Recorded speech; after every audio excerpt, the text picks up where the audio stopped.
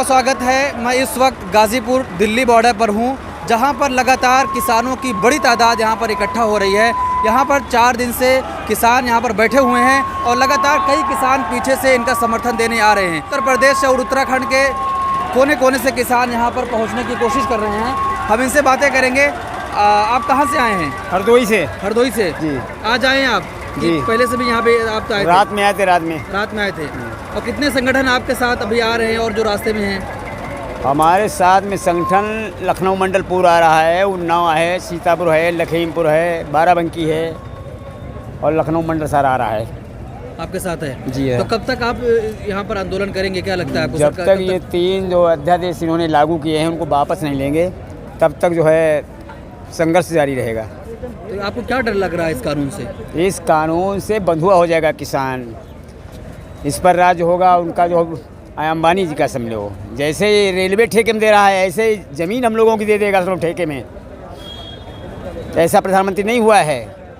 ज़मीन तो मेरे बाप की है, ज़मीन तो मेरे बाप की थोड़ी ही है। इनका कोई नियम संयम नहीं है। इन्होंने 2014 से 13 में जब ये प्रधानमंत्री नहीं बने थे तो फिरोजपुर में पंचायत जुड़ी थी, तो इन्होंने कहा कि गन्ने का समर्थन मूल्य जो है 3000 रुपये प्रति कुंटल होगा।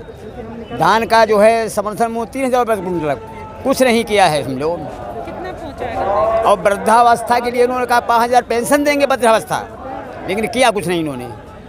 तो गन्ना की अभी जो सरकारी रेट है वो कितना तय है? आपको कितना मिल रहा है, कितने में आप बेच पा रहे हैं? गन्ना सरकारी रेट का 10 रुपये बढ़ाए हैं, केवल 10 रुपये बस 10 रुपये। बढ़ाने की बात की थी, बढ़ाए नहीं? नहीं, कोई पैसा नहीं बढ़ा है। तो आपको कर्ज, जो आपका कर्ज है गन्ना भी जो उगाए थे, जो मिल मिले गए पिराए, उसका कुछ पैसा मिला कि नहीं? अभी भुगतान नहीं हुआ है। पिछले का नहीं हुआ अभी? केवल फरवरी तक का भुगतान हुआ। आगे जो है मिल मालिक को पैसा नहीं दिया अभी सब लोग। और पिराई सत्र शुरू हो गया है सब लोग। दूसरा सीजन आ गया है। हाँ, दूसरा सीजन हो गया, चालू हो गया है। अब इसका कब 1 महीने। इसका कब पैसा मिलेगा कुछ पता नहीं? पैसा ऐसा कुछ नहीं भेजा अभी। क्या ऐसा भी होता है कि आप मिल न ले जाएं अपना गन्ना? मिल ले जाएं फिर कहाँ ले जाएं?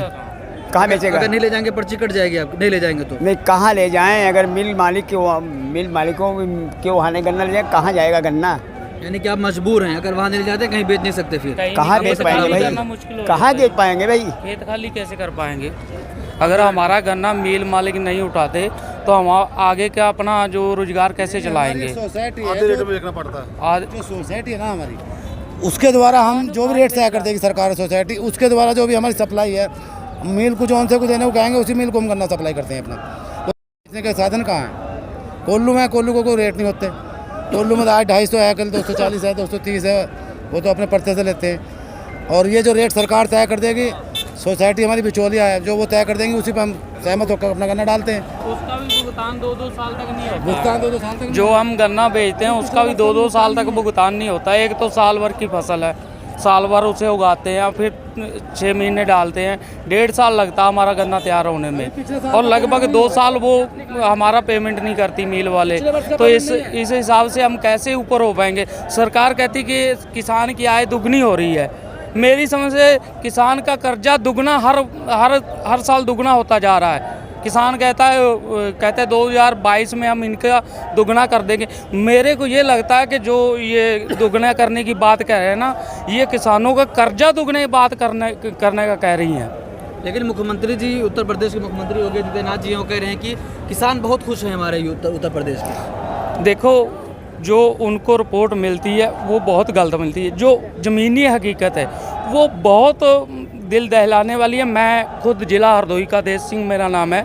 आज मेरे घर पे धान 80-90 क्विंटल पड़ा। मेरे पास 2 हेक्टेयर ज़मीन है और एक दाना भी नहीं बिका। जो एक दाना भी होता है वो मेरी जांच करा ले, मेरे घर पे कितना धान पड़ा और मेरा कितना सरकारी उस पर खरीदा। मंडी का रेट आज 900,000 में है और हमारे खर्चे हुए 30,000 35,000 1 एकड़ पे। तो बताओ, हम 800-900 में बेचेंगे तो क्या करेंगे? क्या बच्चों को खिलाएंगे और क्या अपने बैंक से जो KCC ले रखी है उनका कर्जा कैसे उतारेंगे? किसान की तो आज ये हालत है कि अगर ये सरकार ने ऐसा किया तो आत्महत्या का जो सिलसिला है वो दिन प्रतिदिन बढ़ने वाला है।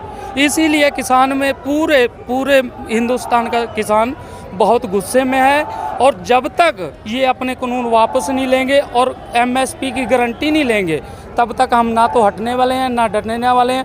अगर कुछ ये करते हुए हैं तो सीने पे गोली खाने के लिए आए हैं, हम वापस जाने के लिए नहीं आए हैं। लेकिन यहाँ सरकार लगातार कह रही है कि किसानों के हित में ये बिल है। हमें गिनाए तो जब से इन्होंने ये बिल पास किया है, उसी टाइम से मंडी का रेट जो 1500-1600 बिकता था धान, वही 900 या 800 में आ गया। तो कैसे हमारे हित में है?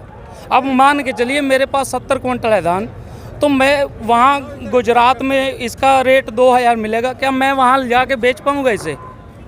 यहाँ के ये दलालों को इन्होंने हैवी कर दिया है कि दलाल यहाँ से लेके 900 में लेके वहाँ बेच सकते हैं, लेकिन छोटा किसान मेरे जैसा वो कैसे बेच सकता है?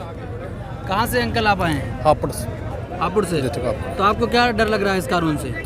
सारा डर है, एमएसपी खत्म होगी, किसान मर जाएगा, जो बड़े घराने वो आ जाएंगे और हमारी ज़मीनें भी चली जाएंगी। पहले तो हमें दिखाएंगे एक बार 2 साल बहुत ऊंचे में ले लेंगे, फिर उसमें जो काला दाना है जो है वो दुनिया भर के करके हमें लेंगे बहुत नीचे, और हमारी जो क्रेडिट लिमिट वो ओवर हो जाएंगी, उन्हें हम घुमाने लेकर नहीं रह जाएंगे। फिर जो हमें ज़मीन लीज पे लेंगे, खरीदने की बात कर, फिर एक और नया कानून ले आएंगे सीधी। जब हम बिल्कुल किसान मर जाएगा सीधी वसीयत अपने खतौनी में चढ़ा लेंगे हमसे। हम बिल्कुल बोल रहे हैं उस पोजीशन पे हमें लाना चाहते हैं। और जो हमारा नेशनल मीडिया है, जो सरकार का एजेंट है, वो कभी किसानों को खालिस्तानी बताता है, कभी उग्रवादी बताता है। मैं एक संदेश देना चाहता हूँ सरकार को, हिंदू मुस्लिम भाई भाई, हिंदू मुस्लिम सिख ईसाई सब हैं भाई भाई, और किसान सारे भाई भाई। ये दोगली राजनीति कर रहे हैं, इनमें से हमको ये बताएं कि सबकी जांच कराएं, कौन पार्टी से जुड़ा है, कौन असली किसान है। जो आज असली किसान है वही इस रोड पे आया है, जो पार्टी वाला वो अपना टाइम पास करके निकल जाते हैं। नेशनल मीडिया तो ये बता रहा है कि ये आतंकवादी हैं, ये उग्रवादी हैं, लेकिन हमारे गले में जो फांसी का फंदा इन्होंने डाल दिया है, हम उसे छुड़वाने आए हैं। और जब तक ये छूटेगा नहीं, तीनों काले कानून वापस नहीं लेंगे, तो हम बिल्कुल वापस नहीं जाएंगे, चाहे हमें कुछ भी करना पड़े। जी। तो आप देखिए, ये लगातार कह रहे हैं कि हमारी मांग सरकार से यही है कि सरकार हमारी मांगे माने, हमारी बात सुने। जब तक नहीं सुनेगी, चाहे सीने पर गोली खाना होगा, हम उसके लिए तैयार हैं। कह रहे हैं कि जो हमारा रेट पिछला जो रेट तय हो गया 1800, उसका भी नहीं मिल रहा है। तो अगर एमएसपी आप ख़त्म कर देंगे तो फिर कैसे किसान जिएगा? इससे आत्महत्याएँ बढ़ जाएंगी। इसलिए इन्हें इस चीज़ का डर है। सरकार साफ कर दे, अगर इनके हित में कानून लाया गया है तो सरकार इनसे बातें करे और इनको बताए कि आपके हितों में है, आपके ये फ़ायदे हैं। ये कह रहे हैं कि अगर 2 साल तक तो हमें बहुत फ़ायदा नज़र आएगा कि जो उद्योगपति लोग आएंगे बहुत ज़्यादा उसका रेट देंगे, लेकिन 2 साल बाद फिर बता देंगे कि आपके धान में ख़राबी है, आपका धान सही से नहीं हुआ है, तो उसका रेट हमें नहीं मिलेगा। इस चीज़ का हमें डर है, जिसके लिए आज हम सड़कों पर उतरे हुए हैं। जब तक ये कानून वापस नहीं होता है तब तक हम वापस जाने वाले नहीं हैं। तो आप सोचिए कि एसी के रूम में बैठ कर सिर्फ ये कह देना कि ये किसानों के हित में है, किसान की आय दोगुनी हो जाएगी, लेकिन ज़मीनी हकीकत जो है वो यही है कि किसानों के हित में ये कानून नहीं है। पहले ही जिस किसानों का कर्ज नहीं मिल रहा है, अभी खेती उगाते हैं तो 1 साल बाद जाके उसका रेट मिलता है, या कि जो रेट तय है उससे नीचे बेचने पर मजबूर हो जाते हैं। ऐसा सिस्टम है कि जो मिल वाले हैं, मिल के पास इतना पैसा है, वो सरकारी वकील कर लेते हैं, सुप्रीम कोर्ट तक चले जाते हैं। सुप्रीम कोर्ट भी फैसला दे देता है कि आपको मोहलत है, इसके बाद इन्हें अपना कर्ज चुकाइए। तो आप सोचिए कि किसान कैसे अपनी ज़िंदगी गुजार सकेगा, किसान अपना घर कैसे चलाएगा, किसान के घर में चूल्हा कैसे जलेगा। वही अन्नदाता जो खेतियों में गन्ना उगाकर हमारे पास अच्छे डिश तैयार करके लाता है, आज वही मजबूर है कि वो सड़कों पर उतर आया है। लेकिन हमारे ये राजनेता लोग, इनको शर्म तक नहीं आती कि इनकी बातें नहीं सुन रहे हैं। 6 दिन हो गया है, 6 दिन से लगातार ये प्रोटेस्ट कर रहे हैं, सड़कों पर रात गुजार रहे हैं। ठंड भरी रातों में ये रात गुजार रहे हैं, और इनके ऊपर वाटर कैनन और पुलिस की जैसी बर्बरता की जा रही है, वो किसी से ढकी छुपी नहीं है। और जिस तरीके से नेशनल मीडिया किसानों के विरोध में दिखा रहा है कि किसान उग्रवादी हो गए, इन्हें भड़काया जा रहा है, इन्हें बहकाया जा रहा है, ये किसी के बहकावे में नहीं है। ये बता रहे हैं कि हम किस तरीके से यहाँ पर आए हुए हैं, हमारी ज़मीनी सच्चाई हमारी क्या है, हम वो बताना चाहते हैं। लेकिन इनको मुद्दों पर बात ना करके ये बताया जा रहा है कि किस पार्टी के लोग इनके साथ हैं, इन्हें किन्हें बहकाया जा रहा है और किन लोगों का समर्थन इन्हें हासिल है। इन्हें बहकाकर, इन्हें फुसलाकर यहाँ लाया गया है। जिस तरीके से पंजाब से और हरियाणा से चल कर आए, जिस तरीके से बर्बरता इनके साथ की गई, जिससे लग रहा था कि किसी दुश्मन देश की सेना हमारे मुल्क में घुस रही हो।